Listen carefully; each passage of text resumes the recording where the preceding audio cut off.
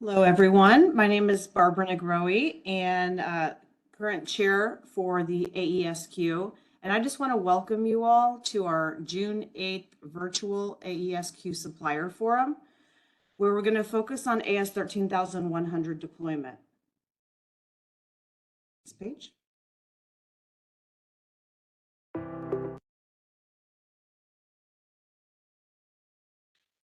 We are focused in this virtual supplier forum on really the Asia, maybe some of the Europe, India crowd. I know we have people from all over, and we're so happy to have you. Over 230 registered from 22 countries. We have held supplier forums this year in North America and Europe, and we really had the desire to connect with our Asia and APAC colleagues as well. Next page. So what are supplier forums? You may have already joined one before, whether it be virtual or in person, but what we do with these supplier forums, if this is your first time ever joining, is it's a good opportunity to collaborate. This is a really a way for us to hear from you as suppliers what you're facing and any feedback you have for the AESQ and for our specifications. It's for us to provide updates on the work we are doing at AESQ on behalf of the aerospace and aero engine supply base, and share best practices. More importantly, we think it's a good time to kind of network, put some faces with names, as well as have you listen to some of our subject matter experts in certain areas. Next page. It's very important for you to join these as we're working on deploying of our standards and understanding the proper ways to do it, getting best practices. So I thank you for taking the time. This is 2 hours, and so we have a pretty packed agenda I'll go over in a minute. I ask that you really try to not multitask, give this time for yourself to be engaged, incorporated, and listen, as well as ask questions if you have them. So for the supplier forums, we focus a lot on the AS 13100 deployment. We have created numerous reference manuals that are free to use by everyone in the aerospace industry. This is a collection of the how to meet some of the standards, some of the standards that we have, incorporating the best practices from all of our different business units that make up the AESQ. And we could not be more proud of these reference manuals, what they have in them, what they entail, and your ability to use them at any time free of charge. Next page. We are recording today's webinar. We'll distribute the video link later, and we will also have it posted on the AESQ website for viewing later. We understand that not everybody can make these sessions, maybe on travel, may just not be a good time for you. So please tell your colleagues, and you can send the link out later that these are available at a later date. We will take questions during the webinar today using the chat feature. So if you are used to WebEx, or if this is your first time, maybe play around a little bit, but we have a chat feature where we'll be taking questions throughout. Please remain on mute during the presentation to prevent background noise. That is absolutely critical with so many people on. Again, we do have a packed agenda and we're looking forward to go through it. We want to hear your questions, but we want them through the chat feature on the screen. Next page. So as I stated, we do have a lot of the same content that we did in the supplier forums that we held earlier this year. And the reason is we put a lot of time into this content, and we wanted to deliver a consistent message to our supply bases around the world. We have made sure that this is an opportunity for us to deliver this information live to you versus having you just listen to a recording on our AESQ website. So this team has taken the time, really located in various parts of the world to be on today to make sure that you're hearing directly from us and we're able to hear directly from you. So, as I'm kicking it off and really getting us started here, we'll then go into our AESQ overview, vision, and objectives with Lisa Clavalou. Then we will talk about the standard itself, so the AS 13100 standard overview with Helen Jucknerin. Then we'll go into deployment and transition to AS 13100, some of our learnings and where we're going from here. And that'll be with Jim Wilson and Earl Capozzi. Then a special best practices for human factors section that we have had and will have webinars on, as well as we spent some time here in our last supplier forums. We think this is an incredibly important topic, and Steve Roebuck will give that. Training overview with Earl Capozzi, and then a how to get involved in AESQ if you're interested with Jun Sakai. Then we will be collecting throughout the session and answer your questions on AES 13100. Marcus Bragg will facilitate that. Some questions may be answered during the session in the chat, just responding right back to you, and others will come later at the end of the session. And then I'll close this up and we'll be on with the rest of our day. Next page. So one thing we're using as part of an interactive session today, because we do want this to be interactive, is we're going to use different features as part of a Slido function. So what I'm going to ask you to do right now, if you can either go on your on the computer, or you can take your phone. On the next page, we're going to have a QR code. And we'll go ahead and do that right now. So if you want to, click this QR code or go to slido.com on your computer if you choose. I think the phone makes it a little bit easier. We're going to be asking poll questions throughout, and it's really important to have your feedback so that we can get to know each other a little bit better, even though we're virtual and not in person. Click on that passcode, HNYVMI. Once you get into Slido via this QR code, click on the passcode, HNYVMY. If you go into slido.com on your computer, the event code is the large numbers 3593254. That's what that is for. If you use your QR code, you're not going to need that number at all. So let's try to give you a second to get in there. The Slido has a couple different features and functions that we have found very, very useful in our last couple events and forums.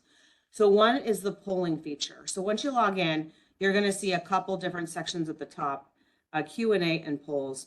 Throughout this entire 2 hours, we're going to have various polls, and you're going to be able to go into Slido, answer them, and we'll tabulate those responses and talk about them. Then there's also the Q&A feature. This is also a good opportunity, if not chat, you can go into the Q&A feature on Slido and enter questions. The benefit of this, if you're not familiar with Slido, is that if someone enters a similar question that you have, all you have to do is like that question, and it accumulates the number of people who are also interested in answers there. It's a very helpful feature. All right, hopefully everyone's given enough time. Again, here's the Slido if you missed it on the previous page. Passcode HNYVMI. The first question is, what is the name of the city where you live? So what city are you calling us from today? And I do believe we'll have several different answers here. Oh, yes, we already do.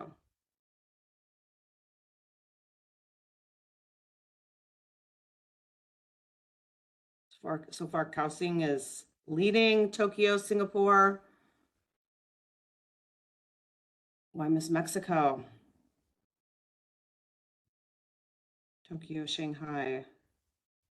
See, even back in Phoenix, Houston, Bangalore, Taipei, wonderful. Pittsburgh.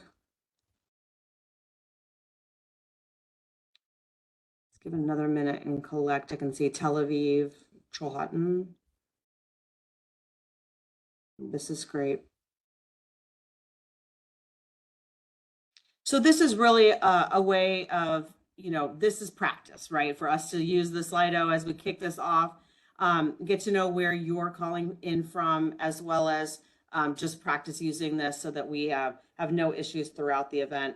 Again, since this is the first question, I'll let you continue to type it in just for another minute, and then we'll move on to the next question. Okay, we have some clear winners here. Fantastic. Suzhou. All right. Well, as we continue to get to know each other a little bit here, let's move on to the next question. All right. Have you attended a previous AESQ supplier forum? And that could be a virtual one. We have held many virtual supplier forums over the last few years as we've been going through some tough times together, wanted to stay engaged. But then we've also had some in-person ones around the world. So you may have been at one of those. So far, 67%, 33, great. And, obviously you are doing your part by joining today. You can recommend this supplier forum to your colleagues if they have any questions later. But thank you for joining. And I think it's really important that we stay collaborative and active together as we continue to deploy AS 13100. All right, next question. I'm hoping that we get, as many participants as possible on these that are kind of logged in to this session. The more, the better. I think the more interactive it is for everyone, the more we'll get out of it. So what function are you in terms of calling in from here? We have quality engineer, purchasing, manufacturing engineer, design engineer, production. It's really, really important that we start to understand that APQP, which is a portion of the AS 13100 standard that's being deployed, as well as these quality requirements holistically, are really understood and embraced by more than just the quality engineer at the site or in the facility. We've been encouraging our colleagues in the supplier forums to kind of bring along their counterparts. So from manufacturing engineering, from purchasing, from design, as we continue to move forward, as well as the shop floor. Let's see, 91% quality, which isn't a surprise. We are kind of carrying the torch as we continue to push implementation here. Thanks for joining. And then the 5% of MEs and 4% of purchasing. Fantastic, you're on. Really, really appreciate you taking the time to learn a little bit more about 13100, since it does, come in and out of all of our lives as we do our jobs today. All right, next page. So with that, our intro is complete. We're ready to start jumping straight into content. I'm going to pass this on to Lisa Clavalou, Senior Director of Quality at Pratt & Whitney. She's going to talk about the AESQ overview. Thanks, Lisa. Thank you, Barbara. Hello, everyone. So I lead a group quality organization at Pratt & Whitney. I also co-lead the AESQ. And if you go to the next slide, I'd like to start by talking about the view from 2013. So our industry, this is 10 years ago, our industry was seeing an unprecedented ramp coming. At that point, it was estimated that passenger miles would double in the ensuing 20 years. The supply base was growing, both in engine content and a widening global footprint. So the AESQ does periodic surveys to understand the supply base, and they determined through these surveys that for each of you, you're actually providing product for multiple OEM customers. So this is shared supply base. Our customers were demanding that engine OEMs improve management of the supply base. And so the AESQ, the Aerospace Engine Supplier Quality Group, was formed to supplement the requirements in AS 9100 and later in AS 9145 for the critical safety nature of our product.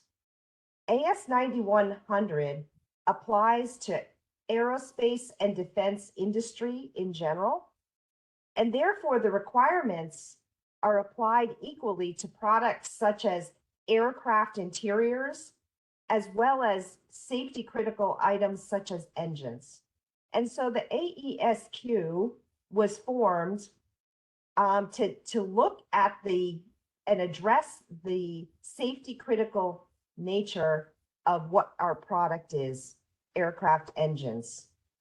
You click to the next slide. AS 13100 is important because all engine OEMs are driving process control through APQP. Each of us was flowing it a different way.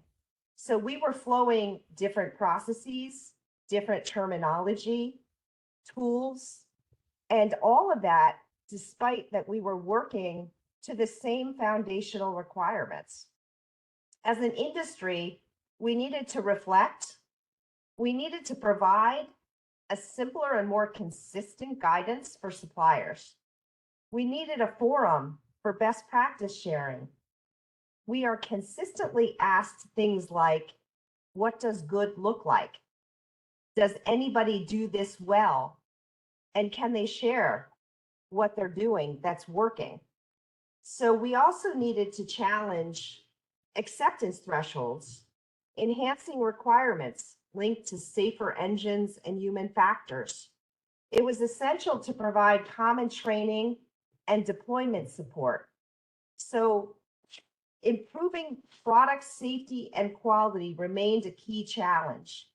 If you go to the next slide, there are a set of guiding principles, simplifying and standardizing requirements, establishing a common language for quality, and building on existing standards, not duplicating, and enabling industry standard training. Sharing more about the AESQ vision, we are all striving for zero defects. And I wanted to, on the bottom of this slide, we're sharing the founding members who formed the strategy group. And if you click to the next slide, each of the OEM, the engine manufacturers, were taking all of their inputs and flowing company-specific requirements. So the slide is a little bit busy, but I'll walk through it starting at the top left. So in 2013, it shows the requirements on the top the engine OEMs had. So we were receiving requirements from regulators, from customers, and from industry requirements such as ISO 9001, which forms the basis for AS 9100. Each of these OEMs were taking these requirements, which were flowed to all of us, and they were creating specific quality requirement documents. So think about if you're a supplier of Pratt & Whitney, you're flowed ASQR01. GE flows S100, for example. So each of the large engine manufacturers were flowing a unique set of requirements. And so what this did, it was differing supplemental requirements, and it caused confusion. We weren't using common terminology, and we were essentially asking for the same thing. So fast forward to 2023, we have worked together and collaborated as an industry and created the AS 13100 Quality Management Requirements document. What this did was combine many of the different unique requirements we had as OEM customers, and we commonized those together into one standard called AS 13100. So you're going to hear a lot more today about AS 13100, but this is the reason why we were creating the common set of supplemental requirements, simplifying compliance for suppliers, common reference materials. So we've created reference manuals that will support 13100 so that we are sharing best practices across the industry. If you go to the next slide, I wanted to just focus for a moment on the membership of AESQ. If you look across the top, GE Aerospace, Pratt & Whitney, Rolls-Royce, Safran, MTU, GKN, Honeywell, Howmet Aerospace, IHI, and PCC were all the founding strategy group members for AESQ. We have since added other membership. And so Cincinnati Thermal Spray, you'll see on the bottom, Collins Aerospace, Consolidated Precision Products, ITP Aero, Parker Meggitt, Rolled Alloys, Solar Atmospheres, and Woodward have all joined AESQ as general members, and we continue to add members. And I encourage you to take a look at getting involved in AESQ. If you go to the next slide, quickly just share our companies are members of AESQ, but I wanted to put a few faces to the leadership and the founding membership of AESQ. So Barbara led off this session today. Barbara leads the AESQ today. I am co-chair. And you'll hear from several of these folks on the call today. You go to the next slide. We're going to kick off here with a short video, which will give you an understanding of how the fundamental quality tools all tie together to drive towards zero defects.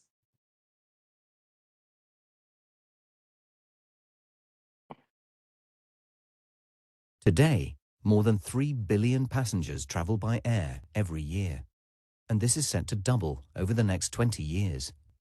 These air passengers trust us with their lives. Naturally, our customers expect us to deliver defect-free products and services every single time. After all, that's our promise. But how do we guarantee zero defects when we know that inspection can never be 100% effective at sorting the good from the bad? The answer is to avoid producing defects in the first place. To this end, defect prevention activities are built into our advanced product quality planning and process control requirements as an end-to-end process, with each step being integral to defect-free production. Here's how it works. Firstly, we have product quality planning. This is where the design team works directly with the customer to understand what the product needs to do. From this, a product design can be created. Cross-functional teams then carry out design risk analysis to ensure that potential design risks are identified, understood, and mitigated. There are a number of ways this might be carried out. For example, by using a design failure mode and effects analysis tool. Next, the team designs and develops a capable manufacturing process to make the product. Any risk of this process bringing about non-conformance is evaluated using a process FMEA, and any such risks are mitigated to ensure that the manufacturing or assembly process will produce defect-free products. The appropriate levels of defect prevention controls are defined using the relevant information. For high-severity risks, we must strive for mistake-proofing, while we can address other risks through statistical process control, inspection, or audit. All this is captured in the control plan. We then ensure the capability of the measurement and visual inspection methods required by the control plan. Once verified, we can start to measure the capability of the process to ensure it makes defect-free parts. The Delegated Product Release Verification Program provides a common standard for inspector competency and qualifications. Once in production, the role of manufacturing and assembly is not just to maintain the initial capability level, but to continually improve it to ensure customer and business targets are met. Moreover, data from our processes and inspection must be used to control the process by allowing us to take action before defects are made. If things do go wrong, our problem-solving process must identify and eliminate the root cause so that it cannot happen again. Furthermore, learning from the investigation needs to be fed back into the FMEA, enabling it to be captured and shared. The Aero Engine Supplier Quality Group standards have been created to provide clear requirements on how these defect prevention tools are to be effectively deployed. There is a clear expectation that each of us will deploy these requirements and cascade them down through our supply chain. The final stage of our defect prevention process is an effective audit of the quality system, manufacturing processes, products, and special processes. This review reinforces compliance and can identify further opportunities for improvement. Of course, to be effective, all these tools rely on good cross-functional working and leadership that creates an environment intolerant of non-conformance.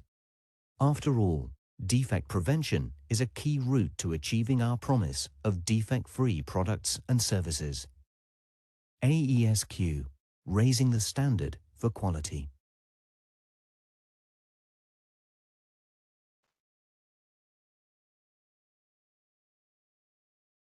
So this short video provides an understanding of how our defect prevention tools need to work together.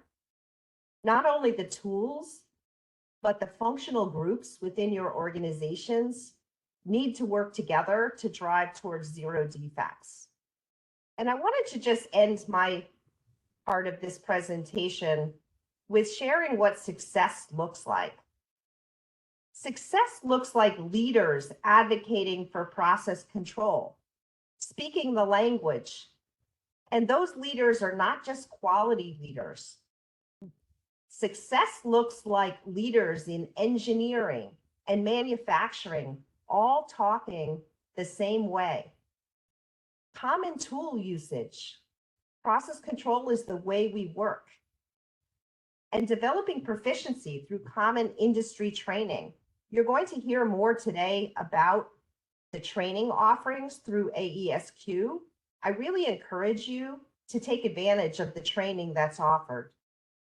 And a culture of product safety and quality that's felt deep into the supply base. Continuous improvement of the AS 13100 standard. We encourage you all to give us feedback. This was our first issuance of 13100. We're actually taking feedback now and looking at ways to enhance and improve it. So please provide your feedback to AESQ. It's a mindset shift, shifting our minds to believe that zero defects is achievable. And so now I'd like to shift and turn it over to Helen Jacnerjin, who is going to dive a little deeper into the 13100 standard. Thank you. And good morning, everyone from sunny Sweden as day breaks. I'm the Director of Supply Quality and Development for GKN Aerospace Engines. Next slide, please. Lisa and Barbara has already told you a bit about the creation process of AS 13100, but I will repeat again and say that we took all the requirements that already the OEM had at the time when we started, and we took the key things where we believe that we could agree on the requirement level. We put them in the AS 13100 standard. And the ones where we had unique requirements from the OEMs, they are still in the standards of S1000 and Sabre and so on. We also have a set of current standards, AS 13004 and 3 and 2 and so on. They are still out there, but we have taken the key shells and put them into 13100 too. So in the long run, 13100 is going to be one-stop shop for your requirements. And we will also retire the AS 13001 or 13003 to 6 and so on. All the good things that we already had written in the standards, we put into the reference manuals. And overall, all of this have reduced the numbers of requirements by 50% from the OEMs, because now you see the requirements but common in the AS 13100 standard instead. Next, please.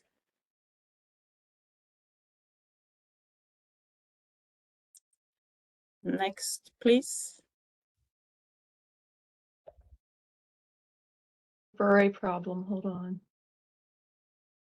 Somebody submitted an annotation note. Okay, so the structure of AS 13100 is 3 main chapters. Chapter A is supplementary requirements to ISO 9001 or AS 9100. So there is a common misunderstanding that AS 13100 is only APQP and PPAP. It is not. Chapter A represents all the requirements that we gathered from our different OEMs and put them into Chapter A. Chapter B, though, that's APQP and PPAP supplementary requirements to AS 9145. And Chapter C is the defect prevention quality tools, the support to APQP and PPAP. The structure of this standard is built up on 9100, which means that you will find the same chapters in 9100 as you find in AS 13100. So it is meant to be easy for you as a reader to find how the AS 13100 requirements are connected to the standard. It does not mean that AS 9100 is applicable for all organizations. It is a structure. The certification requirements is based on the requirements of AS 13100. Next, please.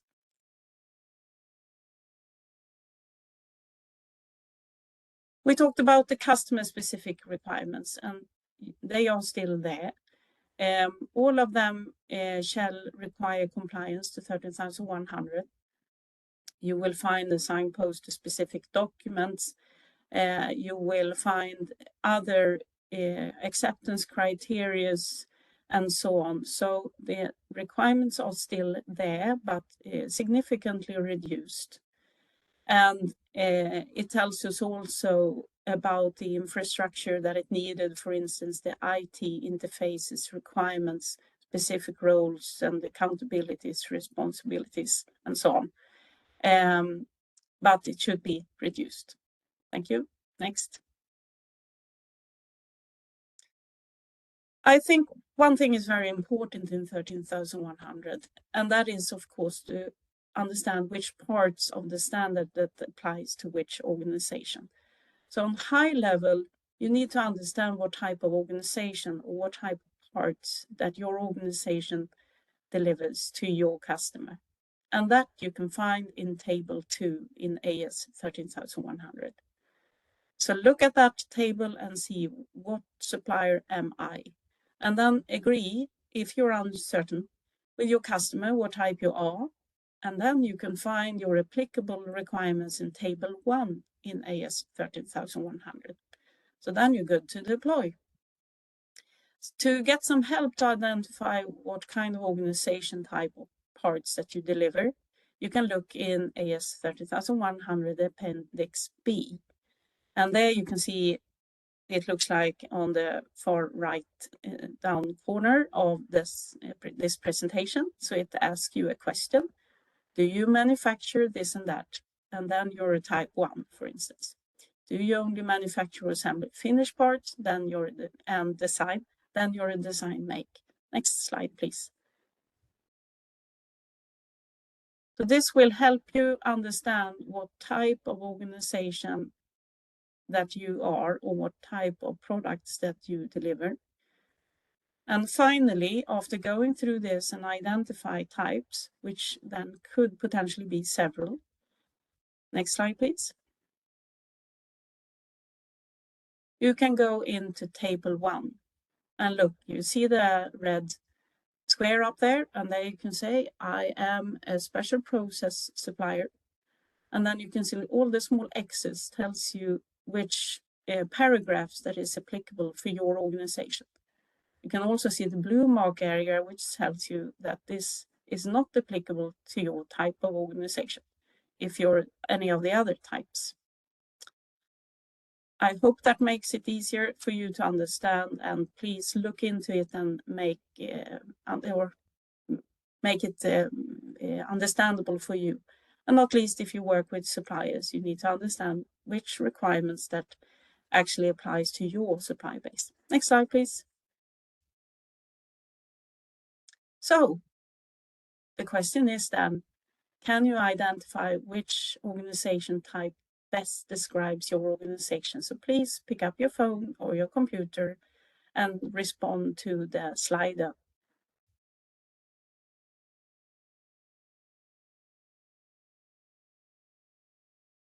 And I'm really not surprised that probably most of us ends up in make to print. That is probably the most common type of suppliers that we have. We are quite few that are design only. So if you only do a conditional supply drawing, you're, for instance, not designing in many cases.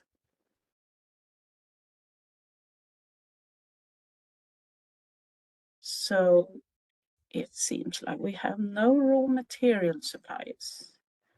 Okay. Let's give it just a second here. Okay. Well, it seems like we are at make to print in the most cases and design manufacture in a quarter of the attendees. So good to see. Thank you very much for your response. Next slide, please. So in essence, the benefits of the standard is to have a single standard, just as Lisa mentioned before, one language.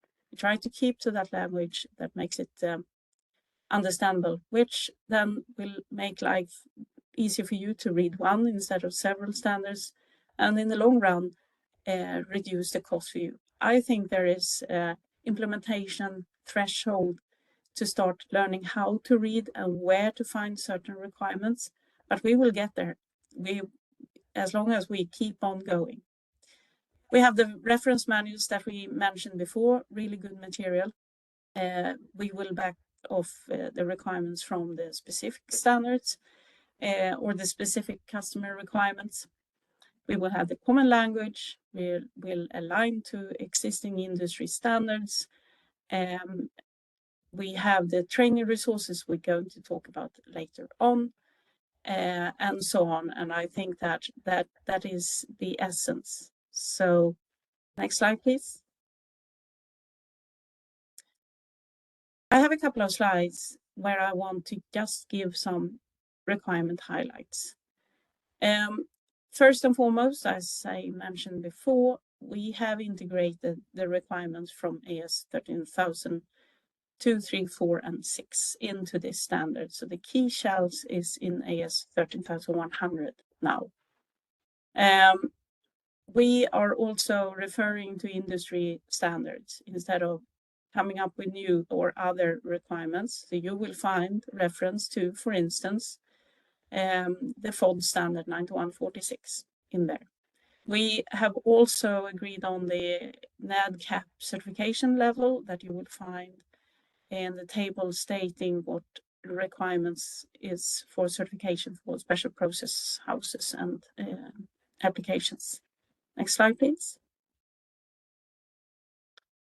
Human factor is one of the centerpieces that was added into all our requirements some while ago, and we really spent time making sure that these requirements are clear and visual in the AS 13100 standard. We have set them a certification requirement level in the standard, and we have also required that all of you do a compliant assessment of the standard to make sure that you really can see that you are compliant. Next slide, please. We have also added and been more specific when it comes to audit types. We're going to listen to some more about that later on. There are 4 different audit types called out that will hopefully enhance our capabilities within audit. And we have also set the requirements for competences for auditors in hopefully a very clear way. We have also introduced 2 different types of trainings that are mandatory for your organizations, and that will be more information about that later on. So that gives us, once again, one common language and set of training for our organization to listen to the same information. We require on-the-job training for our people. Next slide, please. We have agreed on a common set of record retention requirements. We also require DFMEA and define the design and development requirements more. We also introduced the FOD prevention requirements in 9146. And we also enhanced the need of control of your sub-tiers through supplier evaluation, selection, and performance monitoring. Next slide, please. Counterfeit goods, a risk that we all have, is called out in the standard. We also require handheld spectrometric devices to separate and make sure that we use the right material in certain cases. We also expect that every organization have control of the customer scorecards and understand what it means and strive for an excellent result. And not least, we are looking for everyone to be proficient on 8D problem solving. Since when problem occur, we need to really understand the cause and prevent that it ever happens again. Next slide. Finally, Chapter B, which includes the requirements for APQP and PPAP. It is intended to be introduced when you have a new product introduction, change a product or design, or change a source. We have in this standard added some requirements that you will not find in 9145, and that is, as an example, pre-launch control plan and supply chain risk management process that is a shell requirement in the standard.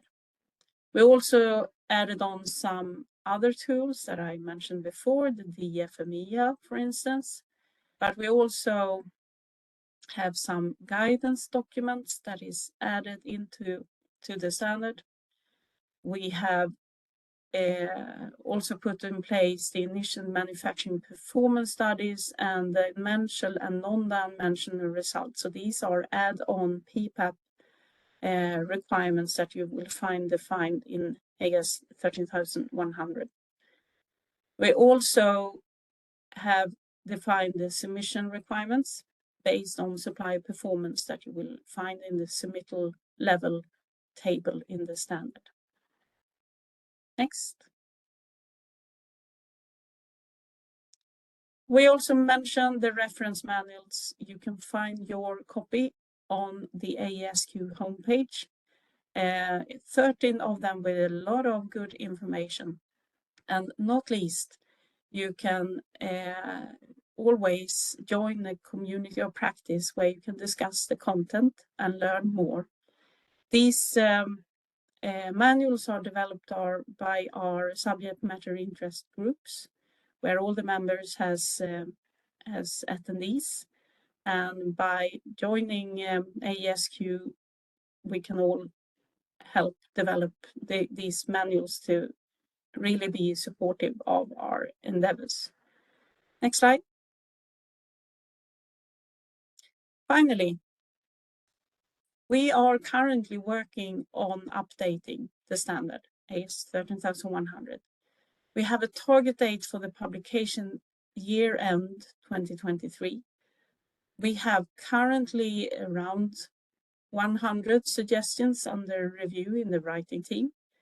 That is everything from clarifications to spelling grammar to improvements that is suggested to clarify the content or and improve the content. We, of course, would love to see the input from all of you. If you have any input, please send an email to the address you can see on the bottom of this page. And make sure that we can hear your voice and understand the concerns that you have.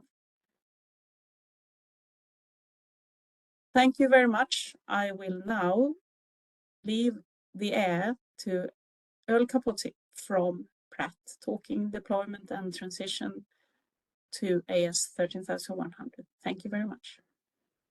Thank you, Helen. So I work for Pratt Whitney, and my counterpart Jim, we're going to split this up. He works for Pratt Canada, but we act as one. Next slide, please. So, we've talked a lot about how the AESQ, what the intent is, and how we work together and what we're trying to do. It's been an evolution. We started working on the standards back in 2012, 2013, and then it's been ongoing, right? So where we're at now is, we had a bunch of standards that were published. We took a pause and we created AS 13100, which you've been hearing about in the reference material. And now we're gauging everybody's compliance to AS 13100. And, we're reinforcing the training. We're reinforcing that you have all this reference material available to you to help you. And so I'm going to talk a little bit about that. Next slide. So you've heard this a couple times, but we put a lot of energy in the reference material. The reference material is really the how-to. So in AS 9100 and 9145, and then in AS 13100, you have shalls, right? You shall incorporate human factors. So the intent of the reference material is that you use that, and I use the expression steal shamelessly. It's available to you for free to utilize. And the individuals who created the reference material, sometimes we refer to them as gold books, are the same individuals who helped write AS 13100, and they're also the same individuals in many cases that represent the 9100 teams.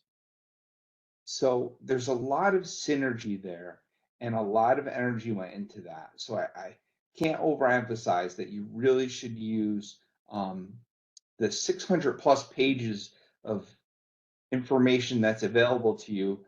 And essentially it's like free consulting, right? So if there's any topic that you think you need to strengthen, or you need opportunity you're not clear on, please go in and use those reference materials. And in many cases, there's templates and there's a lot of guidance material there. So it will really help you be successful. This is a partnership. It's not just the engine manufacturer saying, hey, we need all this tools, right? We want the tools to work, and we don't want this to be hard, right? So we do these sessions together, feedback to make adjustments, to see if we need to change our approach, to see if we need to update the reference materials. There's many sessions that are available to you for free on some of the topics. There's one that's coming up on human factors, actually. So we take in all the information, we're continually trying to make it better. So we need your help to make it better. And at the same time, we need you to use what's there to make sure we're all successful in this journey. We kind of made the 8D a little larger there on the right. There's many interactive tools and aids and templates. So please, go in and use those. They will help you with your journey with AS 13100. And it's a win-win for all of us. And like I said, the subject matter experts put a lot of energy and a lot of time in creating the reference material. Next slide. So when you look at the downloads of the supplemental material, we kind of expected to see that in 2022, when we really started to roll this out, that we would see a lot of activity on the downloads. And you can see where we're at for 2023. So continue to use those. I would hope that that number would grow in 2023. But if you look at it compared to 2022, we're already almost at mid-year, right, for 2023. So please go in there and use the reference material. And if you have an expertise, feel free to give us more information. Hey, this would be a good case study or a good example that should be added to the reference material. We would love that, and that's what we're really looking for. Next slide, please. So AESQ event engagement. This kind of shows you our attendance, registration, how many times the videos have been being viewed. This is a metric that we use to make sure that we're helping you be successful, that you're understanding what material is available to you, and that you're using what we're putting out there and you're giving us feedback.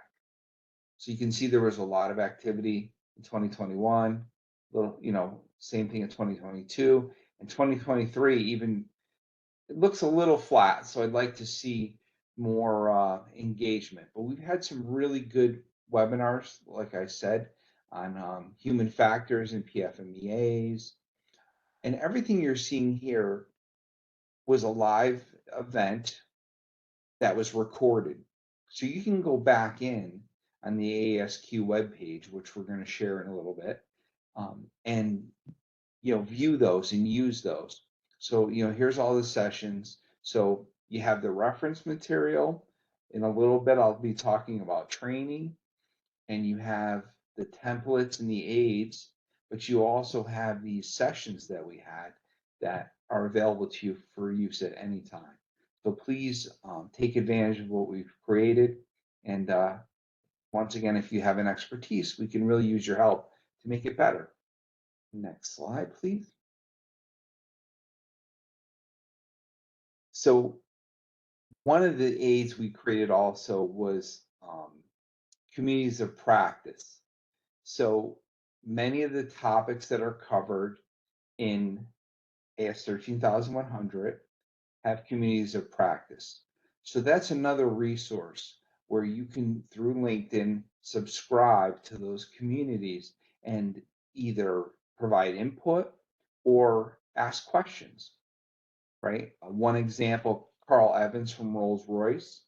He's on the 9145 writing team, which is going to go out to ballot soon, right? He was, I believe he's one of the leads or maybe the lead for 9145.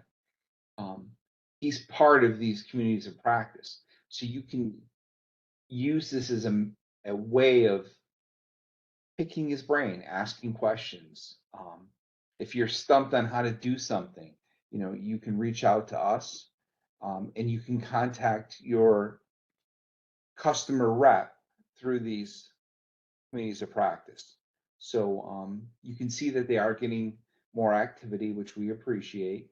But once again, this is available to you. We want this to be a partnership. We want you to be successful. We don't want this to be hard, but we want to get to 0 defects, right? That makes everyone's life easier. Next slide, please. One of the other things that we do is we do newsletters. So you can subscribe to those newsletters and you get any updates, like you're on this call today, so you're getting an update. But if there's something that's changing, if one of the RMs is going to be updated, that may or likely would be in one of the newsletters. So please take the opportunity to get involved, sign up for the newsletters, join the interest groups, and help you be successful with the AS 13100 journey. Next slide. So Jim, I'm going to hand it over to you. Hello, everyone. My name is Jim Wilson. I'm Senior Manager for Supplier Quality and Development at Pratt & Whitney Canada, and work a lot with Earl on the Pratt & Whitney side. We are both authors of AESQ R1 as well as authors of 13100, and are on a lot of the teams, including the deployment team. I'm going to present to you very quickly some of the survey activity that we've done over the years, specifically the last survey we did in February of this year.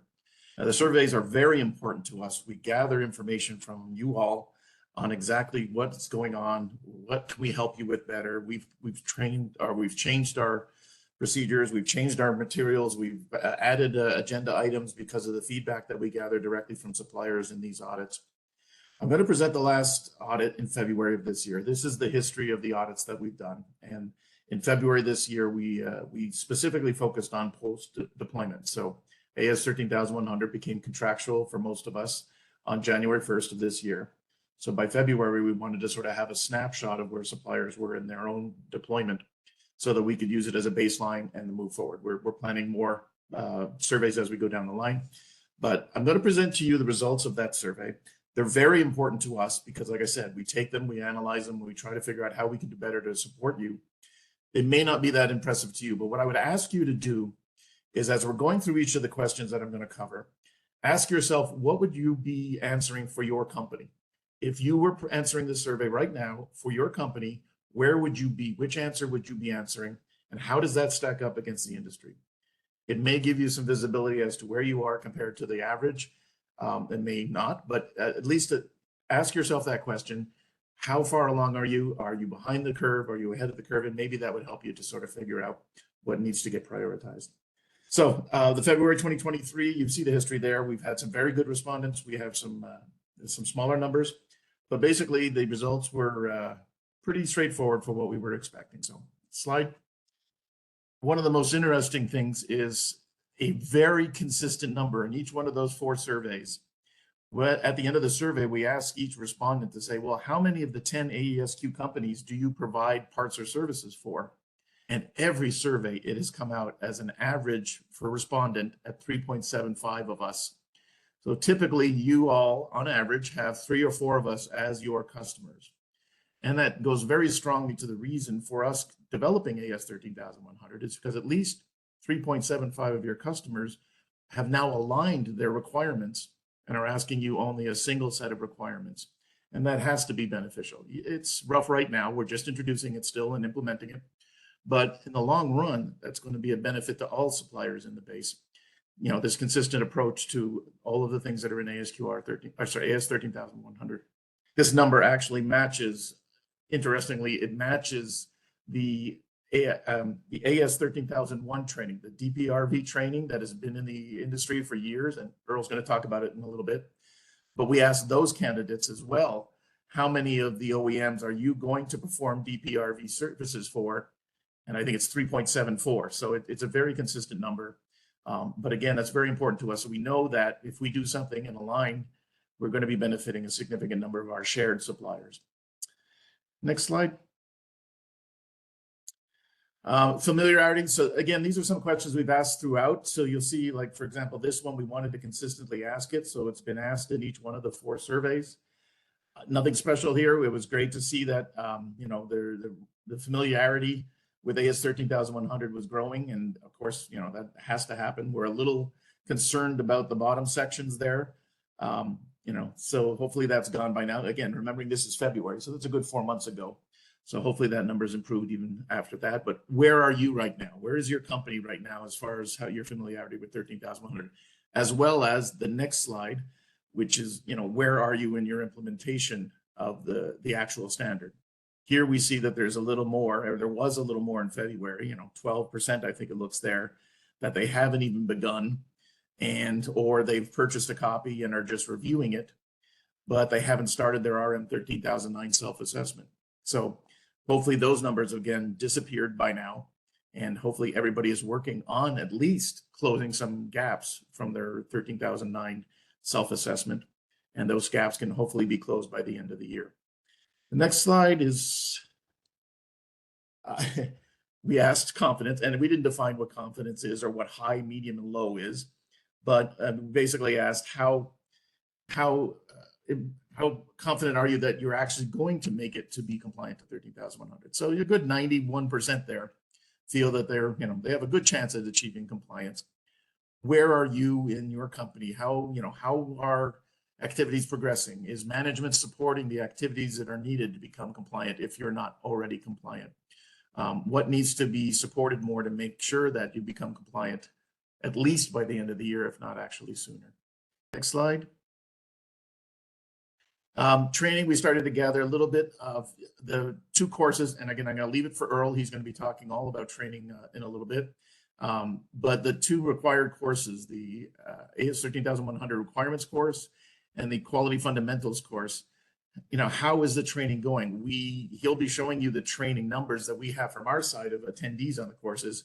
And that's obviously showing us that there haven't been a whole lot of, or the numbers are below what the expectation was for the number of training courses that should have been attended by now. So we wanted to try and figure out, well, how is that distributed among the suppliers?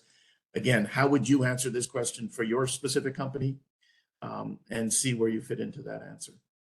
Next one is, what are the biggest challenges? You know, we gave you these specific subjects, and no surprise that human factors and APQP is basically the top ones. They have been the top ones as we've been going through here.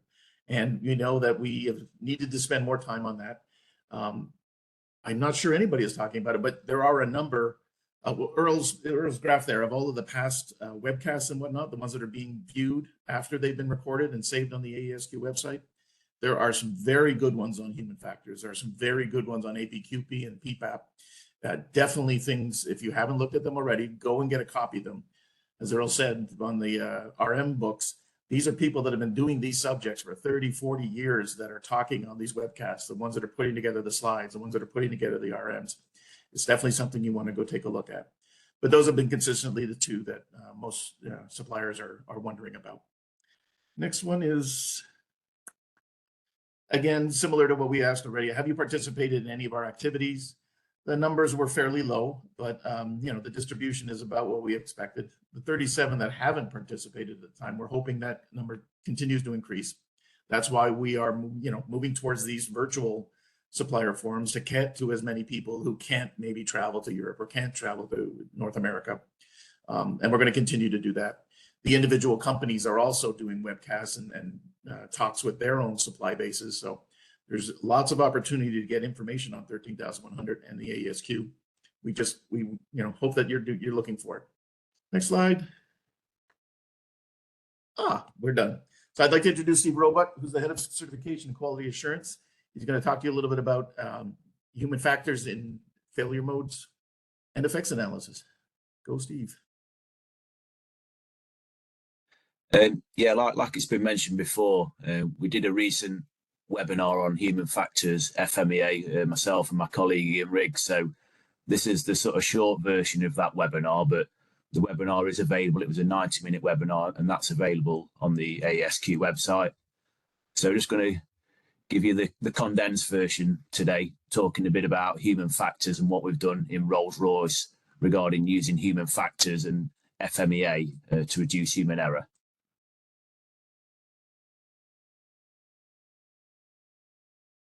So I work in the aero engine assembly facility in Derby in the UK. We have around 30,000 components that come together and around 6,000 manual operations as we assemble and test the engine. So as you can see, human factors plays a critical part in assuring product quality and safety because it's very human orientated, and there's always room for error and mistakes from a human factors point of view.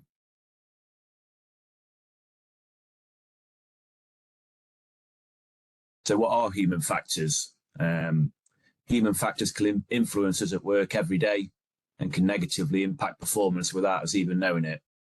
So being aware of and understanding human factors plays an important role in both manufacturing and assembly operations. The primary focus of any human factors initiative is to improve the safety, quality and efficiency by reducing and managing human errors made by individuals and organisations. So yeah, if you looked on the internet, there's many disciplines, many studies around human factors, but today in this presentation, we're going to focus on the dirty dozen, which are the 12 most common causes of human error. They came around in the 1990s by Gordon DuPont, who worked for Transport Canada. And as he was reviewing the investigations and accident reports, he started to categorise the root causes.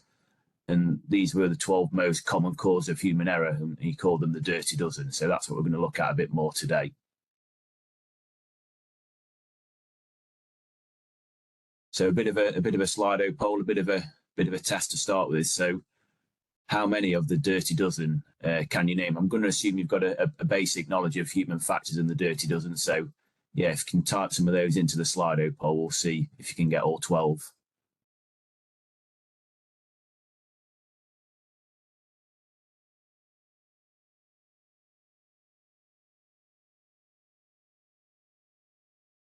Yeah, fatigue's a big one, definitely for me this morning, getting up at 4:30 a.m. So yeah, that's a big one for me today.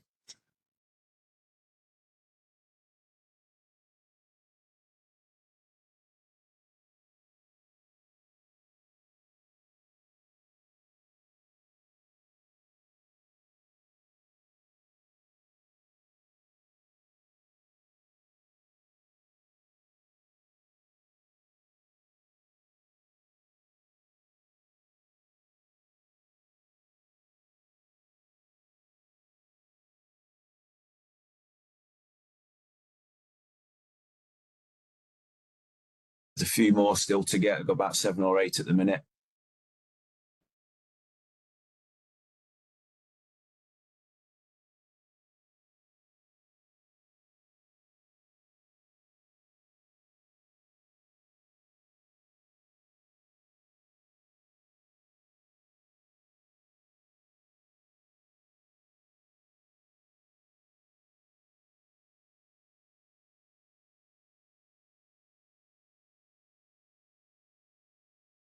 Yeah, I think we're about there. So I'm conscious of time, so we'll move on to the next slide. Well done for having a go at that. I think you got them all. So yeah, if we just look at the dirty dozen, so these are the things we're going to be talking about from a human factors FMEA point of view.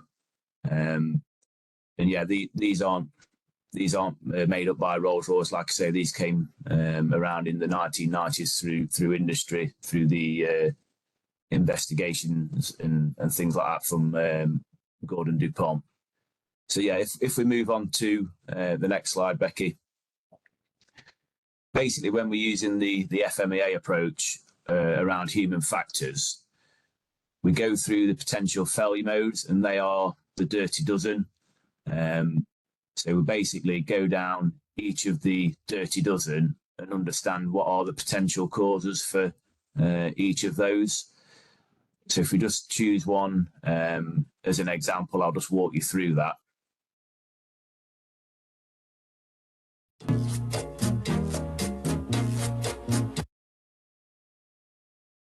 Oh, and it's distractions. So basically what we do as a team, we talk around with the team, you know, what could cause a distraction in this process. So that's where we'd go into the next column, which is the potential causes. Just want to click on, Becky. So yeah, what could be a distraction? It could be the mobile phone being used in the area. It could be a fellow worker distraction, somebody coming to ask you a question, which makes you stop the job and it distracts you. It could be a management brief or some visitors coming into the area. It could be quality issues. So yeah, if we find non-conformance, we have to stop the job. Again, it's a distraction. Similar, you know, if I have tooling issues where we can't find the correct tooling or the tooling's not working correctly, you know, we have to stop and start and stop and start, and it's a big distraction. Similar with IT issues, with computers and scanners, etc. So yeah, you know, each area is going to have different levels of distractions. So when we've identified the causes, that's where we look at the prevention controls and detection controls. And we go through the FMEA process and obviously score from an occurrence and detection point of view. And that's where we'd give it a risk priority number. So we've done this in Rolls-Royce in the assembly and test area. So next slide, please, Becky. And we've done it in different areas. So we've done it in transactional processes, so the certification office, but we've also done it in operational areas such as final inspection, engine test, and engine build. And as we've gone through the process, it's been really interesting that each area has its own unique human factor risk profile. So this is a bit like the human factors DNA of the assembly and test facility in Rolls-Royce. And really interesting to compare and contrast different areas because they do have different risks.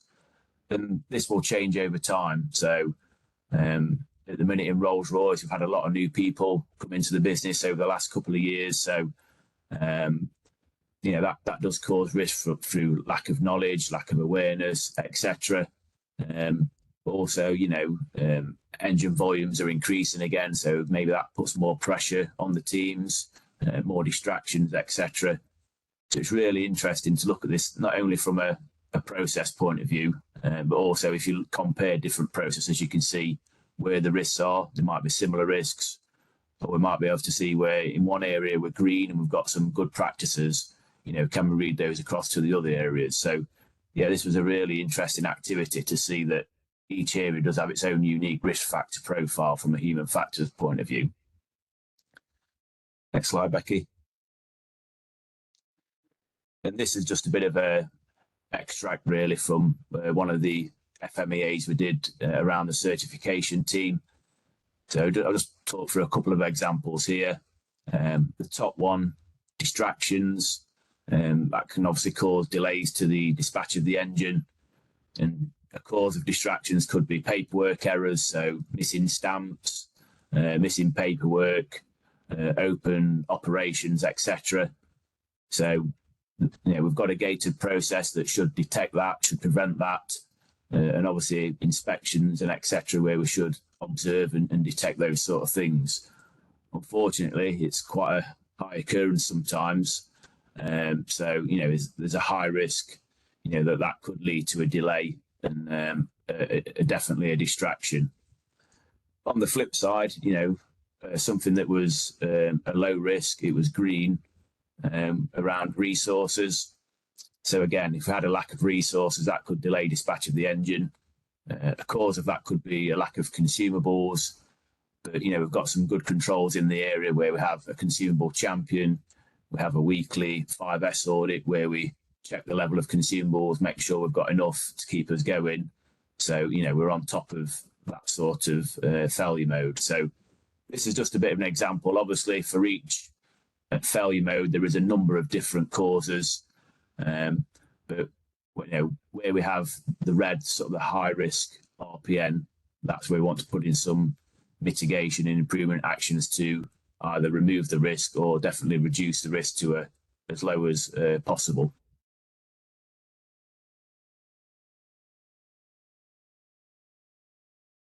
So what I'm going to do now is just walk you through a bit of a human factors scenario. So this is an example of our final inspection area.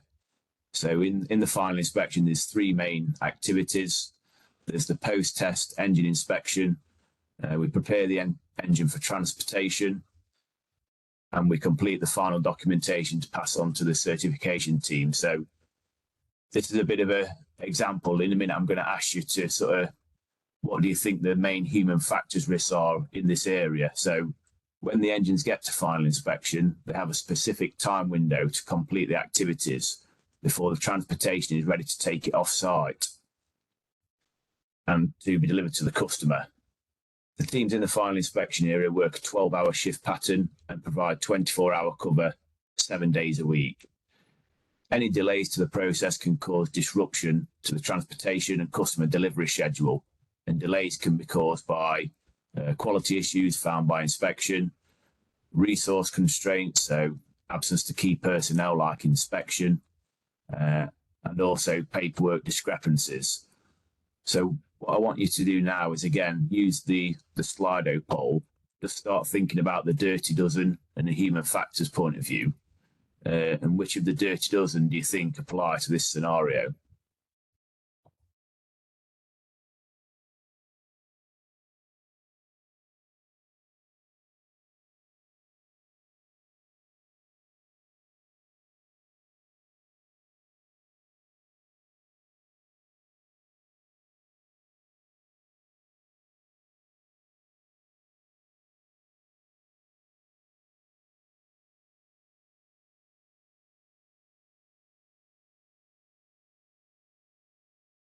Yeah, see fatigue's out on top at the minute, definitely.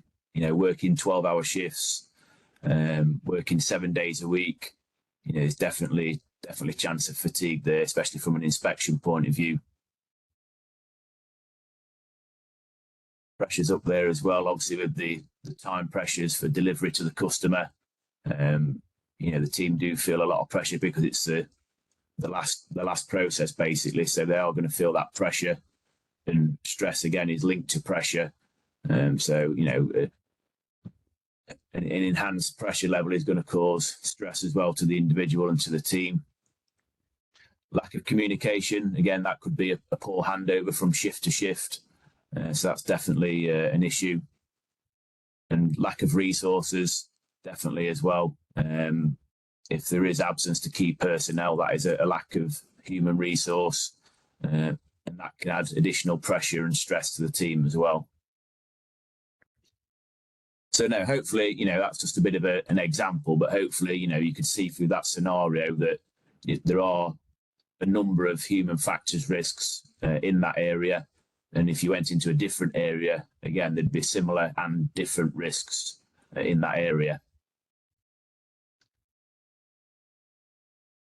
So move on, Becky, thank you.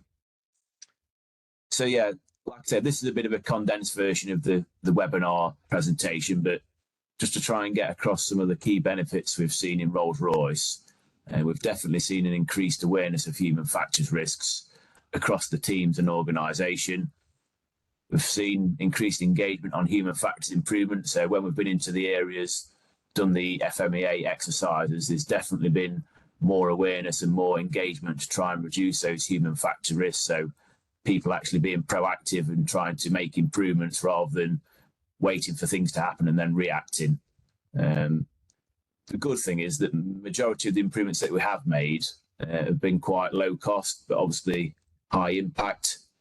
And through our human factors deployment, we've seen an increased level of human factors reporting. So people raising human factors issues, raising improvement ideas. We've seen a lot better engagement and reporting through the teams over the last 12 months.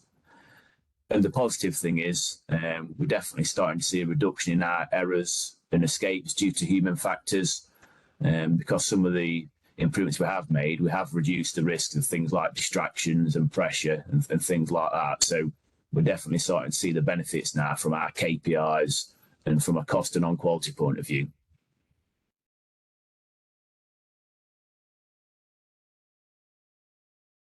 So some of the learnings really and the tips for doing a successful human factors FMEA. Obviously do it at the team level. So make sure that the team are involved. And it can be done for an operational team or a transactional team or process.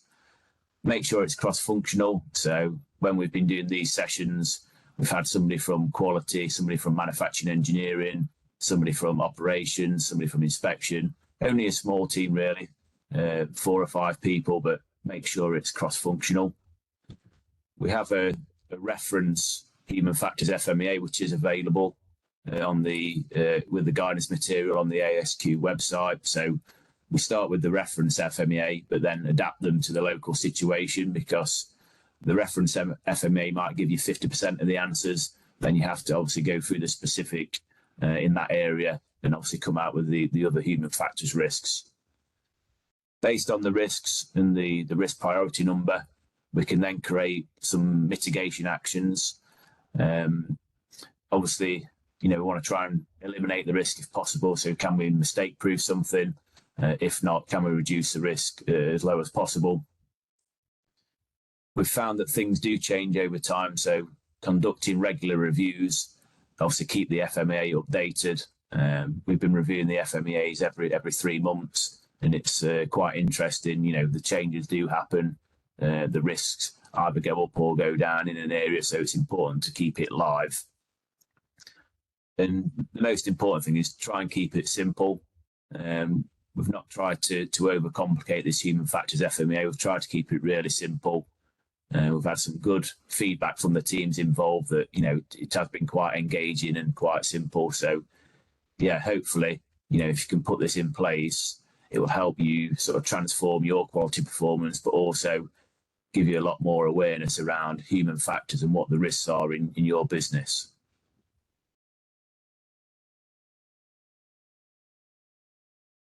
So I've seen a few questions in the chat function. I'll try and answer those now. And I know there's a bit of a Q&A at the end, but I'll just hand back over to Earl to cover the training. Like I say, hopefully that's just been a brief introduction to some of the stuff we've been doing in Rolls-Royce, but there is more material available and obviously more webinars and things coming up as well. So I'll hand back over to Earl now. Thanks. Thank you, Steve. So I'm going to talk a little bit about training. Next slide, please. So when we met as a group, I shared with you a little bit, and we've been talking about AS 13100. We talked about the reference material, the interest groups. The committee felt to be successful, we needed to have training available so you would understand the expectation, right? So we wanted training to support the adoption of AS 13100 and show you the interlinkage of the tools, how they work, make sure you understand key concepts, so you meet the intent of what's being asked of you. And we wanted it to be simple, clear, and crisp.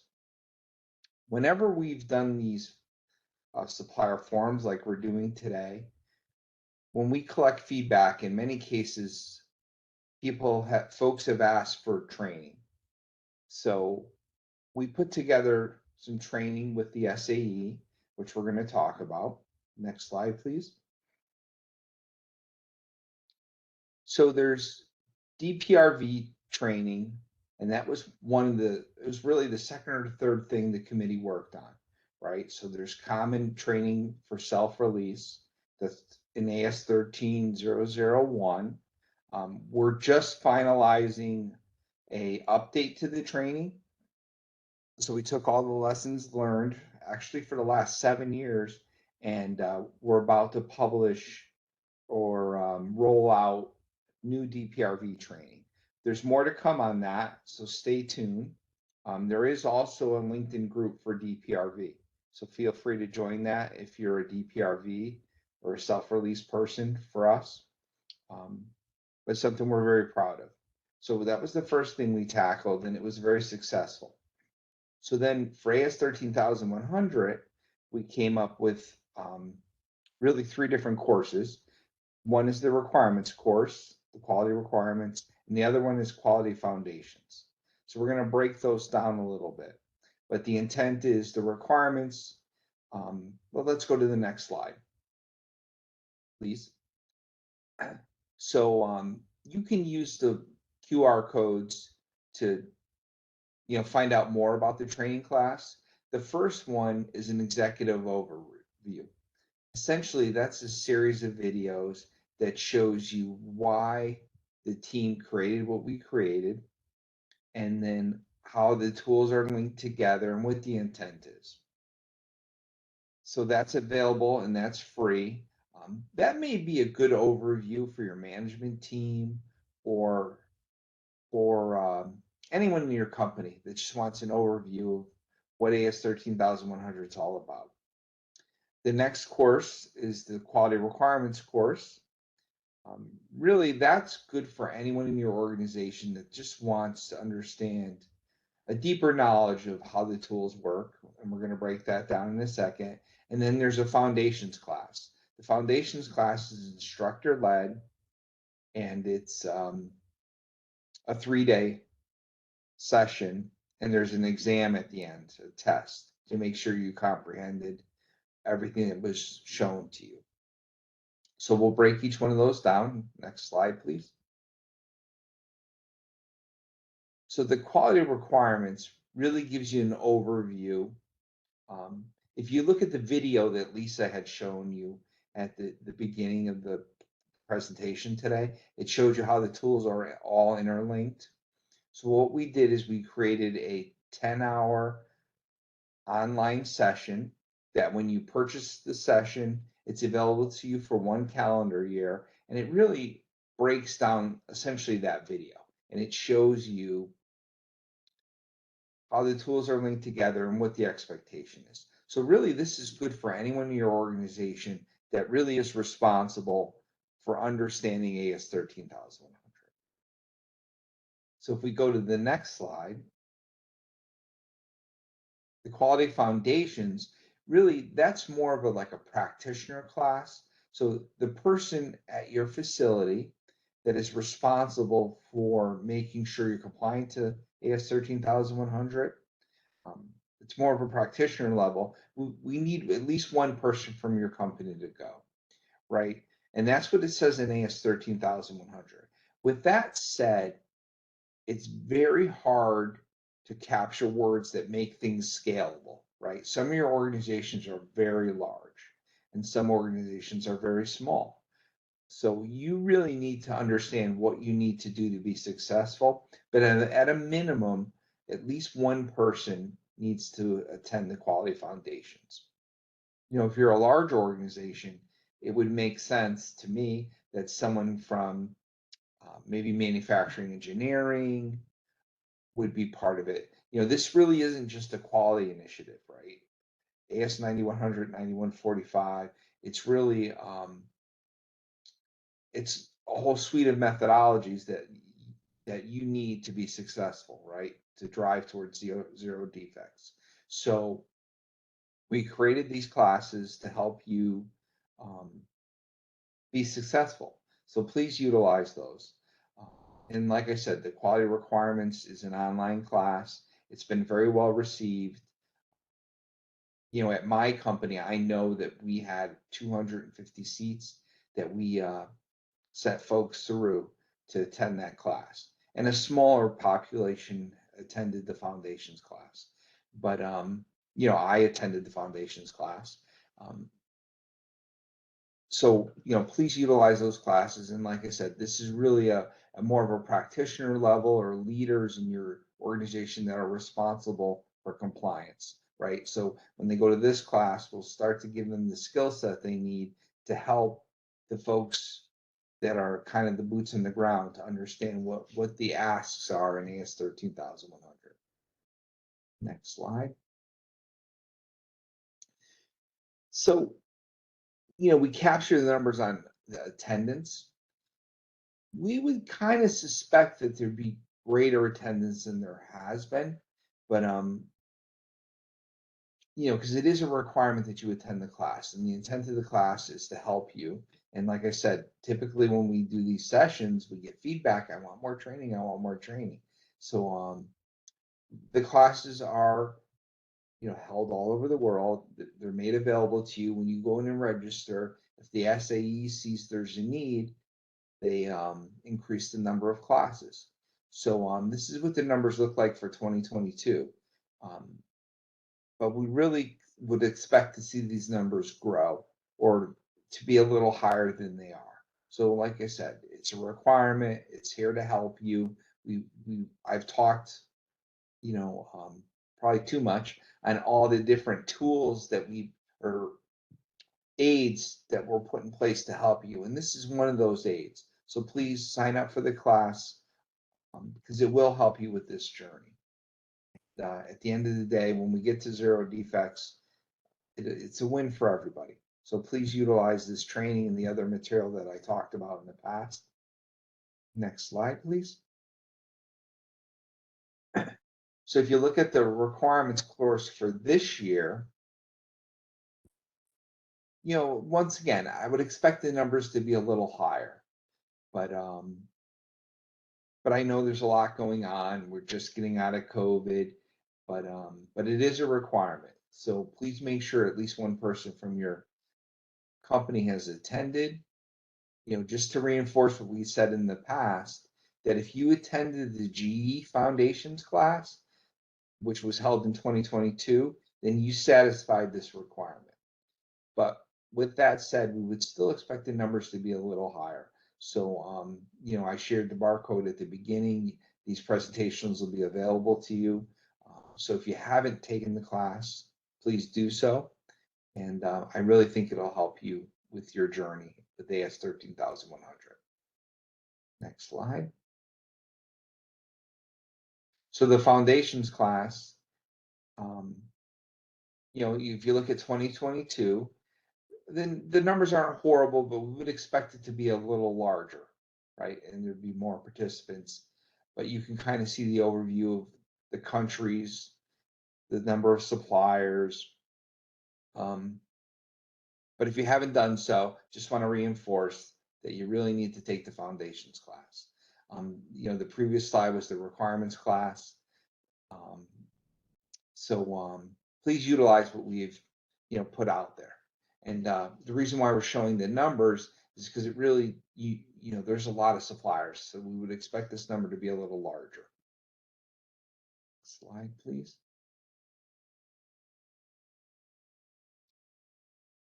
So for 2023,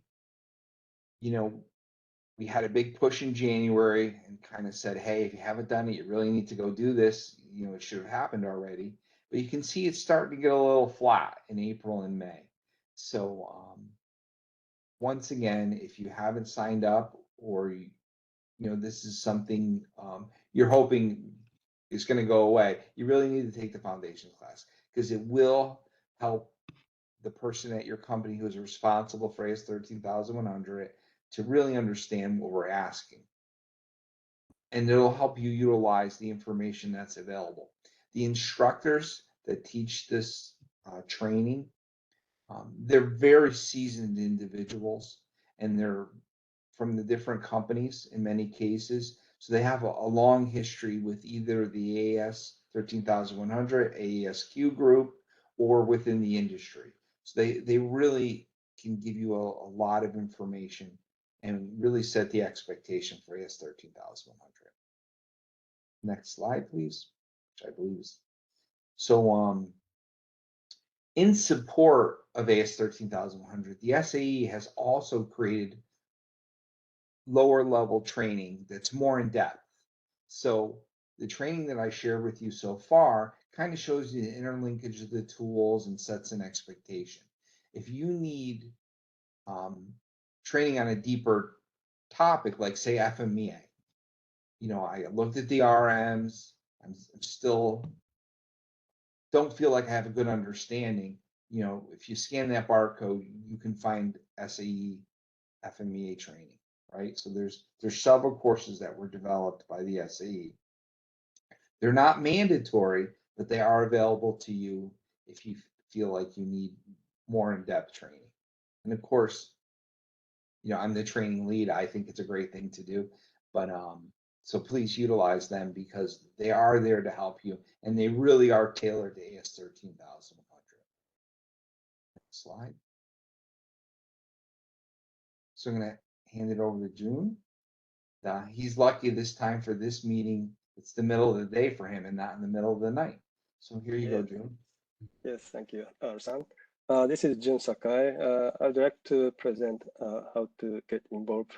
But before moving to my presentation, I'd like to let you know, after my presentation, there will be a question and answer session. So if you have any question or having some difficulty to deploying AS13100, please don't hesitate to use the chat function to start writing those into in and raise those as a question for later. Okay, and then let me move on to how to get involved. Especially for Asian country, we have some language difficulties, but as AS13100 became the common language for supply chain, I think we have a way to work together, and this getting involved is the initial step.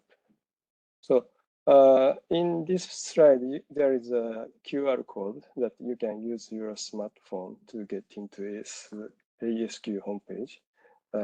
So please try if you have time.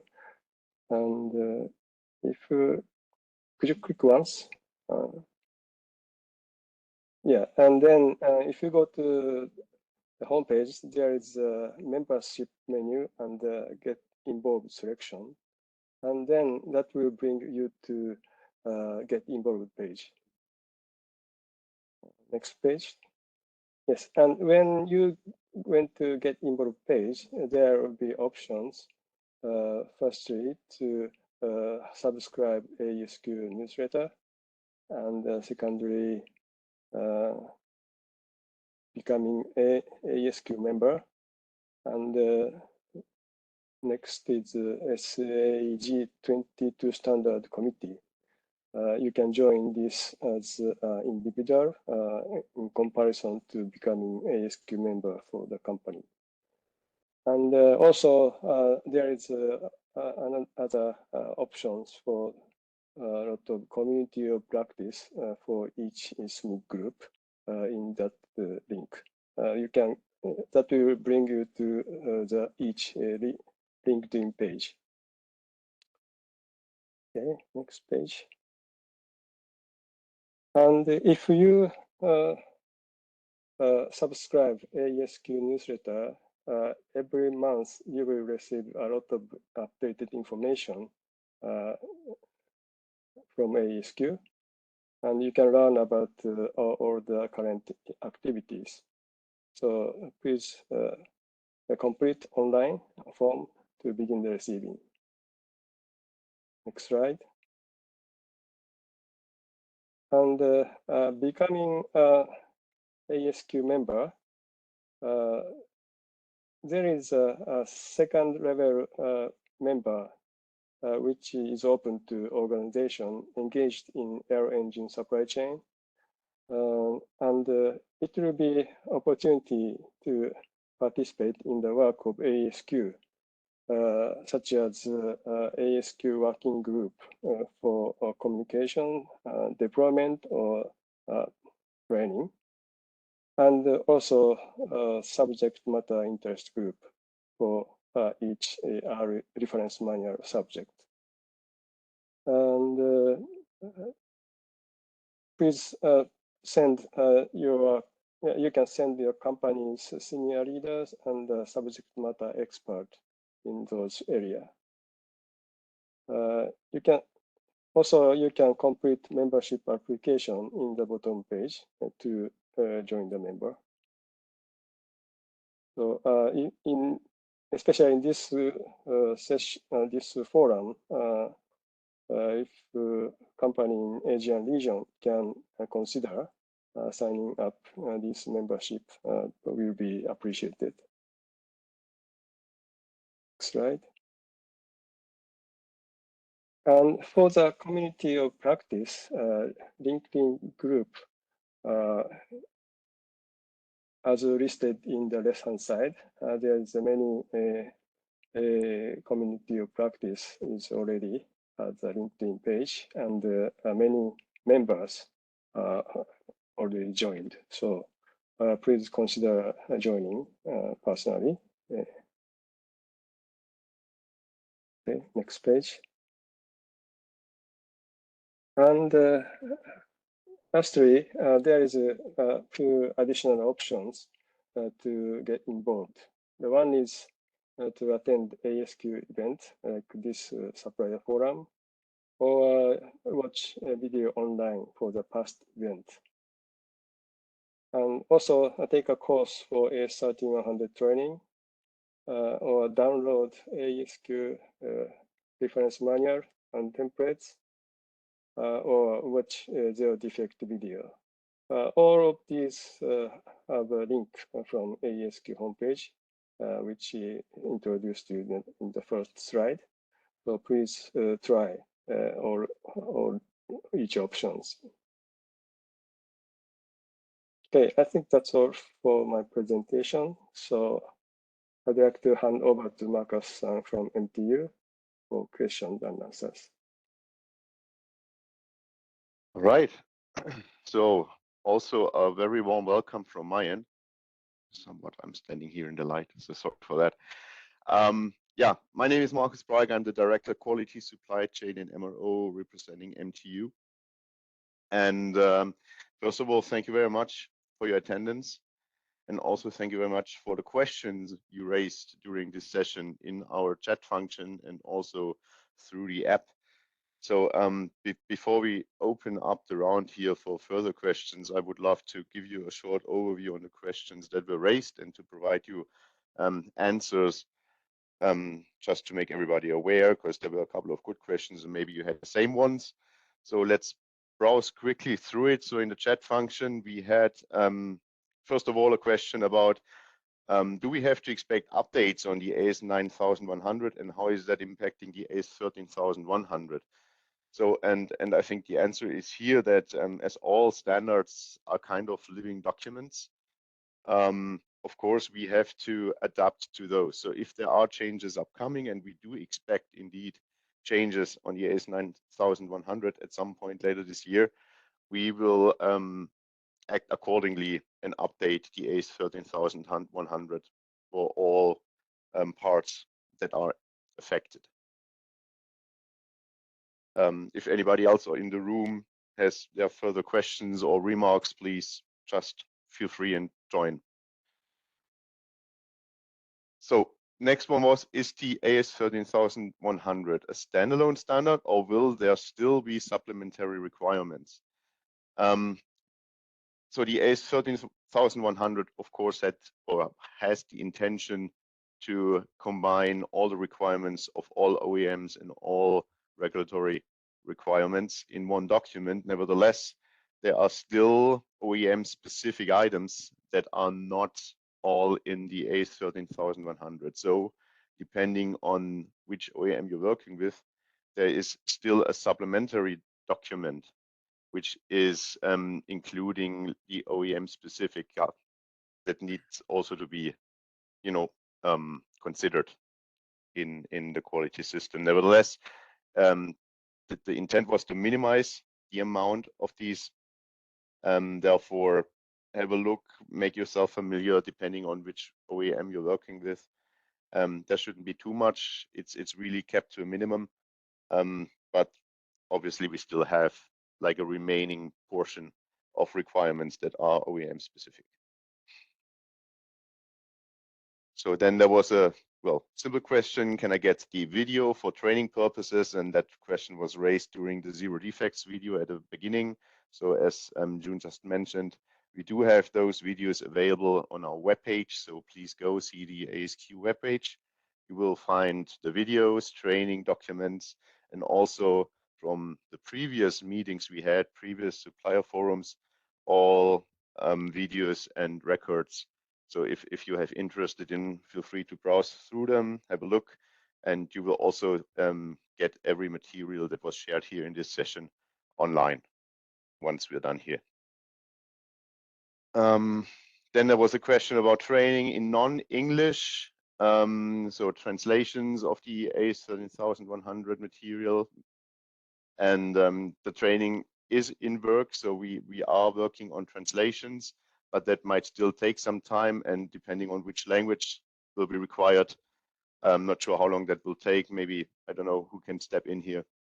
Is there a plan when it comes to translations to specific languages? Does anybody know? Marcus, I believe they're reviewing the option for translations, but we don't have any definitive answers right now. Okay. Yeah, so that might still take some time. As of today, only the English versions are available, obviously. Okay, so then there was a question in the Q&A section: what standards shall organizations follow to comply to non-conformance handling and problem solving? It's a bit a tricky one, because from my point of view, especially non-conformance is something that has to be covered in your quality system, right? You have to define ways and paths how to work with non-conformances, and that needs to be in line as well with the OEM you're working with. Of course, your quality system should comply to the ACE 13100. So you have to be in that framework. Nevertheless, there's no like guidance how to deal with this issue. This is really company specific, and I would also say the problem solving stuff, yes, there are recommendations, guidelines, but that should all be defined within your quality system, in your company specific one. This is Helen. I'd like to add that there is, of course, the AS 13008D problem solving standard, and the reference manual connected to that one that is available. And there is also reference manual called 13011 that is referring to non-conformance management repair and rework that I would recommend to understand further the requirements around these series. Yep, thank you, Helen. That is a more precise answer. So then there was a question whether there are recommendations out there which tools should be used for APQP and PPAP, whether there are any systems available on the market or whether there's a best practice sharing. I think this is something where the SMIC group is probably the best place to discuss this question. We as MTU, we don't have a specific tool for APQP, and I'm not even sure whether there is something, but again, this is probably something which can be discussed in kind of a best practice in the SMIC groups. This is Barbara. I can jump in on that as well. So, you know, APQP is made up of various tools like PFMEA, process flow diagram, control plan, and each one of those can have different tools that are used in order to create the content. And that is, there's a lot of consistency, and it's very specific to the individual business. Then as it's put all together as an APQP package or PPAP package, we as AESQ are not promoting any one single tool. However, I know there are various out there because it has to integrate with the systems that you currently have today in your business. So it's a little bit of a business specific question, but we aren't, you know, promoting any one specific tool for APQP. The most important thing is the content that goes into it. Okay, thanks, Barbara.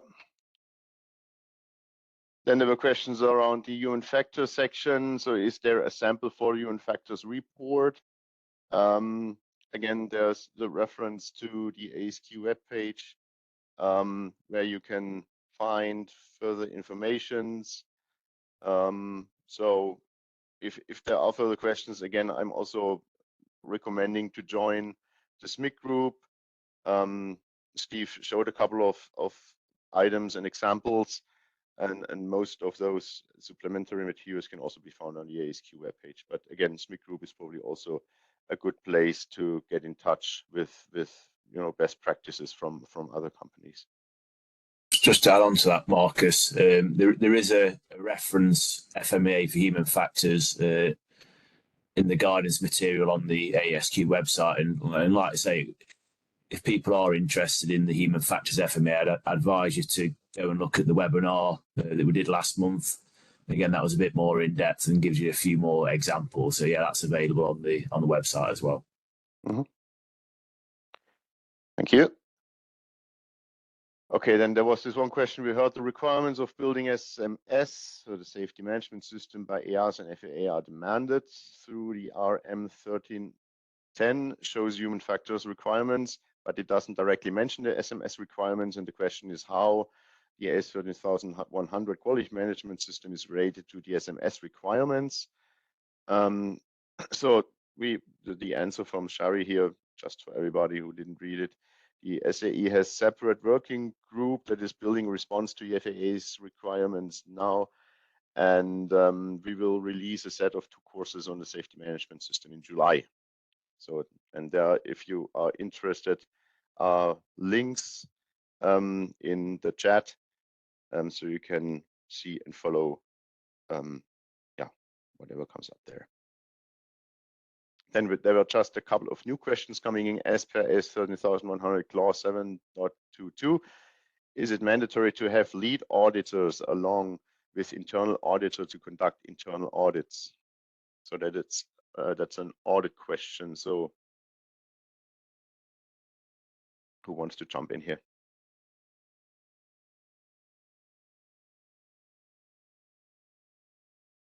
Marcus, sorry, repeat that, please. I was multitasking or falling asleep.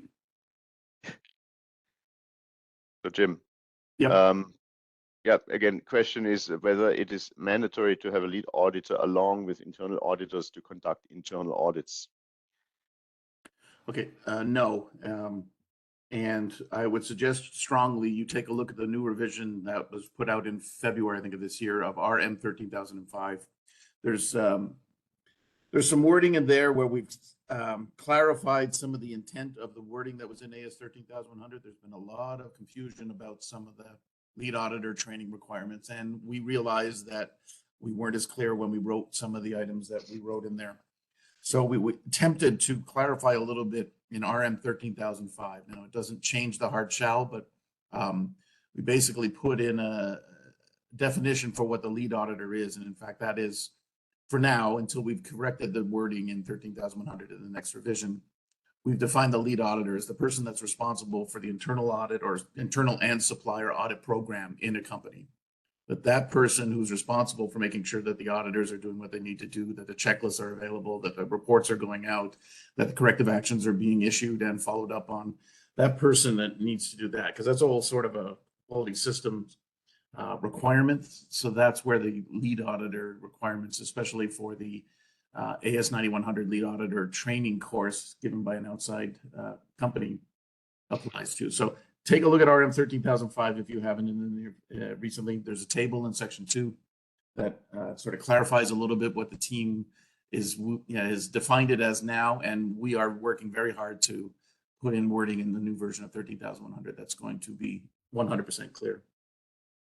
Okay, excellent, Jim. So next question is again audit. So stay tuned. And Marcus, I think we may need to just have this be our last question, just due to timing. Okay. Yeah, I think we're more or less through the questions. Yeah, but let's maybe, Jim, there are audits, so difference between production process audit and special process audit. A few words here.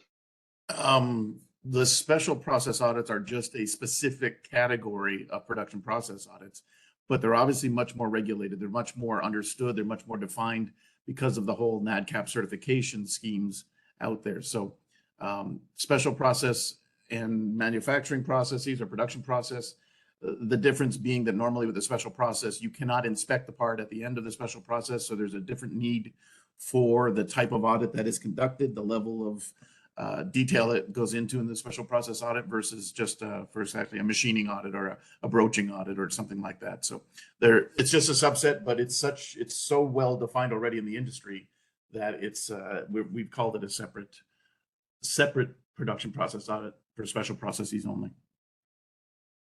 Hope that helps. Thank you, Jim. So we still have like 4 or 5 smaller questions open. Not sure how we deal with them. Barbara, are we going to answer them? Yeah, I think afterwards? we can follow up on those questions in a written way. We have our FAQ section within our AESQ website where we house, we get asked questions all the time, where we house all those answers. And I think that's a perfect place to put these. Okay, so then at this point, thank you very much for all your questions. I think they are valuable, especially to get a little deeper. As Barbara mentioned at the very beginning, it is our intention to help you understanding the A13100 and get things running. So thank you for the questions. We will catch up with you guys, and therefore, Barbara, I think it's then your turn for your summary.